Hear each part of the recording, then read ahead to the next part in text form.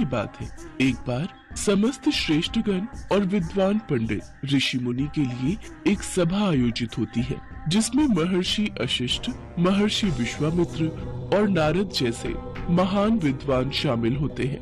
वो सभी आपस में इस बात पर चर्चा करते हैं कि भगवान राम का नाम स्वयं राम के अस्तित्व से बड़ा है। उसी सभा में भगवान राम के परम भक्त हनुमान जी भी मौजूद होते हैं। हनुमान जी उन सब की बातों को बड़े गौर से सुन रहे होते हैं। तभी नारद हनुमान की तरफ देखते हैं और मन ही मन सोचते हैं, राम का नाम स्वयं राम के अस्तित्व से बड़ा है और इस बात को तो मैं सिद्ध करके ही रहूंगा। कुछ देर बाद सभा का समापन होता है। सभी ऋषिगण वहाँ से प्रस्थान के लिए खड़े होते हैं, तो हनुमान जी सबके अभिनंदन के लिए खड़े होते हैं। तो नारद जी हनुमान के पास आते हैं और उनसे कहते हैं, नारायण नारायण, क्या बात है हनुमान जी, आप सभी ऋषिगणों का कितना आदर करते हैं। जैसे ही सभा समाप्त हुई, आप उनके अभिनंदन के लिए उठ खड़े हुए, लेकिन एक बात आपको अजीब नहीं लगती? कौन सी बात देव ऋषि जी, आप स्पष्ट शब्दों में कहिए कि आप कहना क्या चाहते हैं।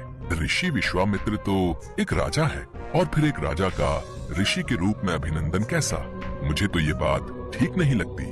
हनुमान जी देव ऋषि नारद की इस बात को भली भांति समझ जाते हैं कि वो क्या कहना चाहते हैं।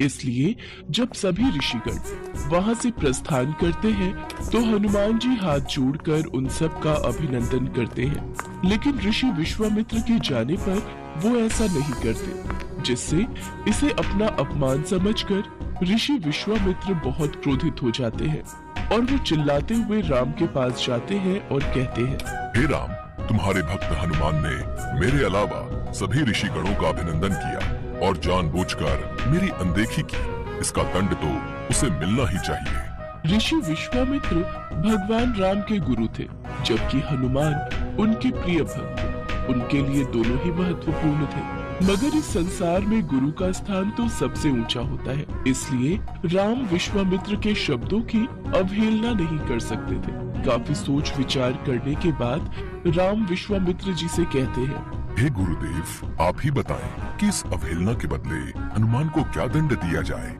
उनकी बात सुनकर ऋषि विश्वामित्र क्रोधित हो जाते हैं और उनके ऊंचे स्वर से समस्त सभा कांप जाती है। राम, हनुमान को मृत्यु दंड दिया जाए, मृत्यु दंड, और इसे मृत्यु दंड तुम्हारे हाथों दिया जाए, यही इसकी सजा है।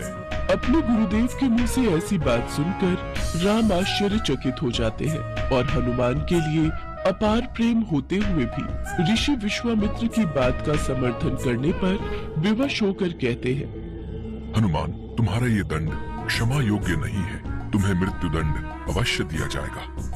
जैसी आपकी इच्छा प्रभु, आपके हाथों मृत्यु पाना तो मेरा सौभाग्य होगा। श्री राम अपने गुरुदेव की बात का मान रखते हुए हनुमान को मृत्यु दंड देने के लिए तैयार हो जाते हैं और हनुमान जी असमंजस में पड़ जाते हैं। मगर तभी नारद उनके पास आकर कहते हैं, नारायण नारायण, राम भक्त हनुमान, मेरी मानो तो राम नाम में लीन हो जाओ। हो सकता है उनके नाम में लीन होने से स्थिति में परिवर्तन हो जाए।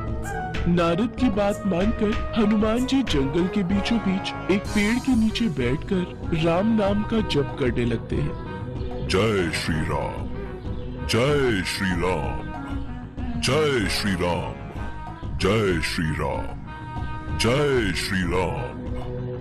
हनुमान राम नाम में विलीन हो जाते हैं और उधर राम हनुमान को मृत्यु दंड देने के लिए वहाँ उपस्थित हो जाते हैं। विधि का विधान भी कितना अजीब है। जो अपार स्नेह का भागी है, आज उसी को मृत्यु दंड देने को विवश हूँ। भगवान राम ख्यालों में खोए हुए ही होते हैं।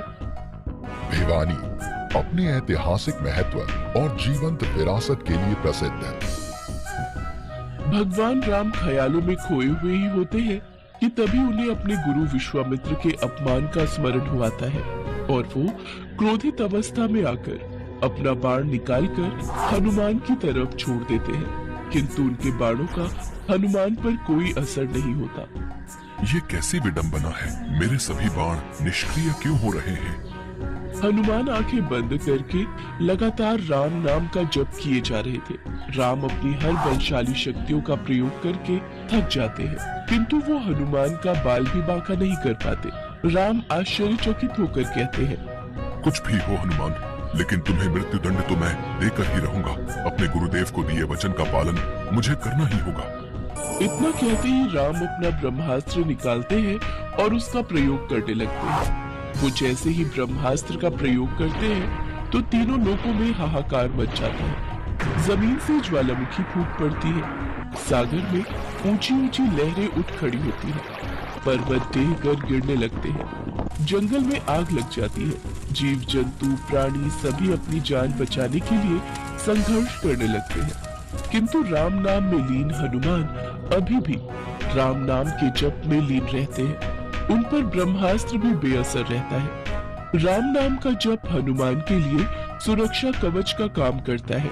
इतनी प्रलय और राम नाम की शक्ति देख नारद ऋषि विश्वामित्र के पास जाते हैं और उन्हें सारी सच्चाई बता देते हैं। फिर ऋषि विश्वामित्र राम को अपने वचन से मुक्त कर देते हैं। नारद ये सिद्ध करने में सफल हो जाते हैं कि राम नाम की शक्ति स्वयं राम के अस्तित्व से कई गुना अधिक शक्तिशाली